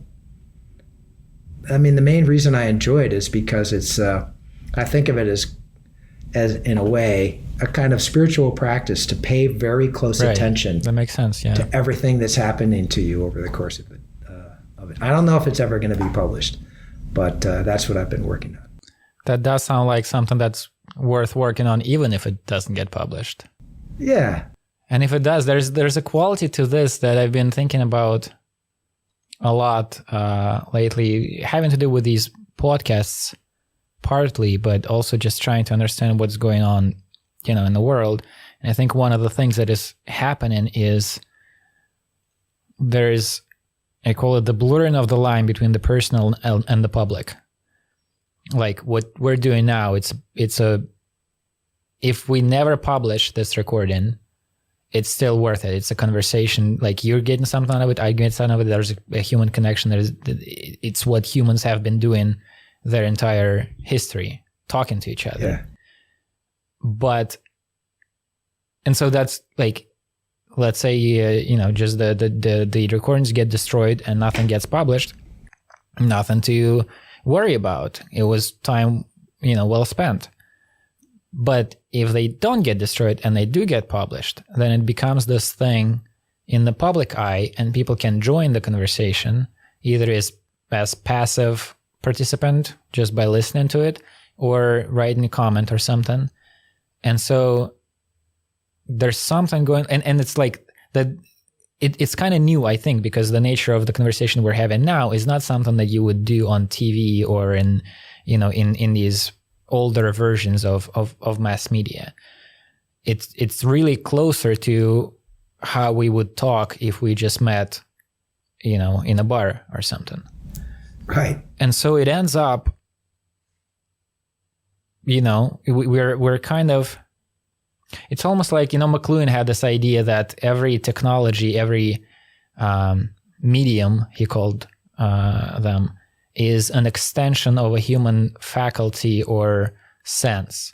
So like the wheel is the extension of the foot. It's something that does the same thing as the foot, but more so. And I think the book is the extension of the eye, because through eyes, you're now suddenly, by reading a book, you're getting information about whatever, something that's happening on the other side of the world. And then with electric media, he called it the extension of the nervous system. So all of these, he was talking about TV and radio at the time. He didn't live, I think, to see the internet, but he would be totally vindicated by, how that thing turned out. And I almost feel that a part of what's happening now is we are getting the private experience is getting externalized. Just like what you're talking about, your book project, what you're doing is you're paying attention to what's happening to you. You're just trying to relate to or experience your day in a more attentive fashion. But then if it gets published, then your day becomes, a thing outside of yourself and exists outside yourself. So there's something. It's one of those things. It's all of these things that I care about. They're difficult to pin down and to put a finger on. But there's something. I feel there's something happening with this, almost like inversion of the private into the public. Well, to me, it has, I guess, the intellectual justification for doing this is, I just wrote a book on the mind-body problem. I'm fascinated by the attempt to understand what consciousness is scientifically, philosophically, and I've, for a long time, been really struck and kind of bothered by the contrast between sort of the intellectual presentations of our ideas about consciousness, let's say, the mind-body problem, and what's actually going on in our heads. Right. And so I've done all this writing. I think my past writings are maybe more personal than some science writers, but it's still this intellectual exercise. I package things for public consumption. And meanwhile, in here at the same time, there's all this crazy shit going on constantly. And there's this complete contrast between, I'm trying to present myself as a rational person who's just part of this dialogue about, panpsychism or materialism or whatever. And meanwhile, I have this private experience of myself as not maybe totally irrational, but certainly not rational. I mean, lots of stuff is going on in there. And so part of what I'm trying to do, and I think this is related to what you were just saying, is to sort of bring those two realms together, that sort of public, packaged, intellectual realm and this private, subjective realm, in a way that just helps me make sense of what's going on. Right. You've done some of that with other people in the mind-body problems, which I thought was really, I was really happy to read that book because of, for many reasons, but that being one of them, that you managed to do that, in a respectful manner, not putting anybody down, not like stripping the person, stripping the presentation completely off a person, but pointing to the relationship between somebody's life experiences, childhood, divorce, and their great intellectual project that they're putting forward. They're not separate. It's never separate. Yeah. And I think that this is, in some ways it's a truism, and a lot of intellectuals and scientists will grant, okay, we're all complicated creatures. We're not entirely rational, but science is still getting past all that and then producing something that is rational and empirical. And I guess the older I get, the more I think that we have a lot of we need to go much further in acknowledging how much the private and the public realms interact, and how much all philosophy. Nietzsche had this wonderful phrase that something like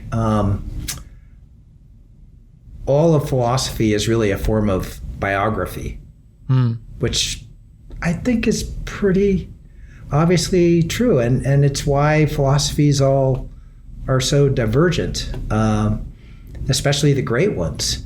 They're forms of personal expression, somebody trying to dump their inner life out, but then giving it the appearance of being something very rational and empirical.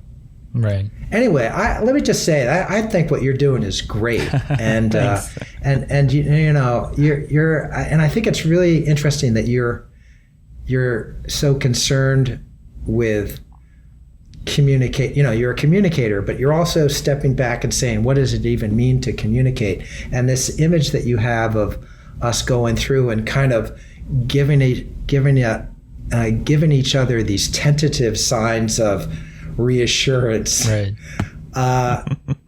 is really cool. I mean, we're doing it. We're doing it right now. That is what's going on, yes. and it's really working for me. It makes me feel, it makes you feel, if you can talk to people about these things, it makes you feel less lonely. It makes you feel a little bit of brotherhood. Right. And that's, whether it leads to anything or not, those are good feelings to have. Yeah. And I mean... So thank you for that. Well, thank you. I mean, it's not like I'm doing this by myself, right? Right. And it's, I mean, the reason I'm trying to do this is because I'm getting, I said there will be kind of passive participants of this conversation. Well, I'm a passive participant in some other conversations that are happening in the same space. And it really, I almost feel like my feeling about this podcasting thing, or a particular kind of these kinds of conversations that are happening in public sphere, I think is similar, at least by other people's description, to what rock and roll was, like in the 70s or something. I've heard so many of these stories, like you listen to some guy, I don't know, Lou Reed or somebody, some great legend of their respective musical genre, and they say, I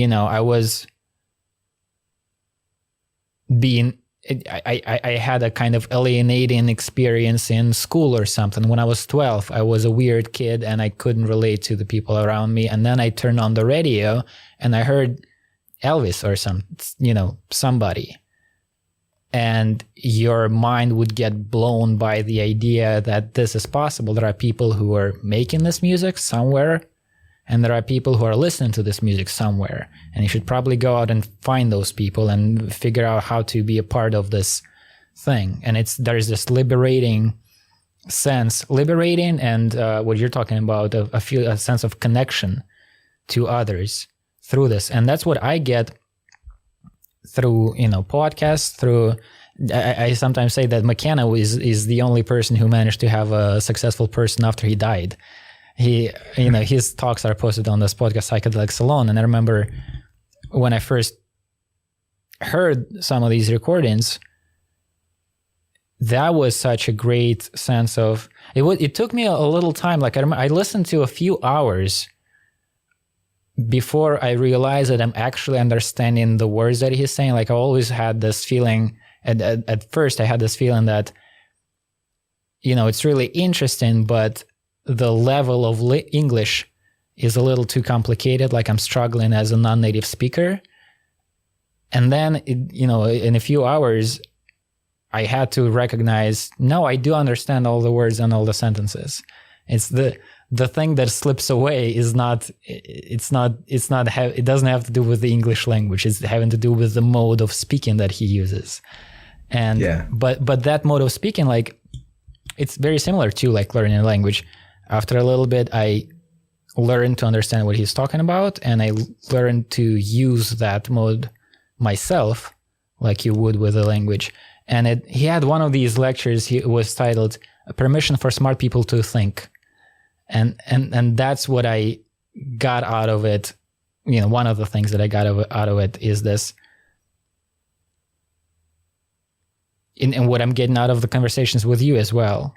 Like, we really don't understand what's going on, but that should not strip us from the right to think about what's going on and to talk about what's going on, because I know that the majority of what I said can be, deconstructed, pointed to, and explained why that's wrong, and the logical mistakes I made, or some other way to dismiss it.